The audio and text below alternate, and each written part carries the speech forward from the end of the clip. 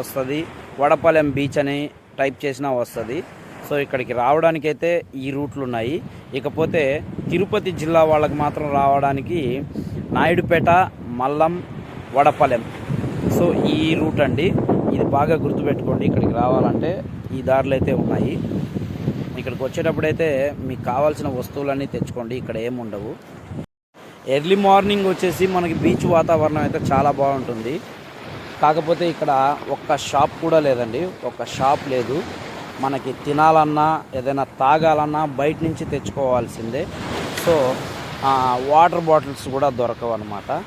ఏదైనా కావాలంటే ముందుగానే తెచ్చిపెట్టుకోండి. డేంజరు, ఎందుకంటే లోపలికి అలాగే లాక్కొని వెళ్ళిపోతుందే తప్ప ఎక్కడ మునిగే అవకాశమే లేదండి. మనకి నెల్లూరు మైపాడు బీచ్ లేదా కొత్త కోడూరు బీచ్ ఉన్నట్టయితే ఇక్కడైతే లేదు, వడపాలెం బీచ్. సో కొంచెం చూసి జాగ్రత్తగా అయితే ఉండండి.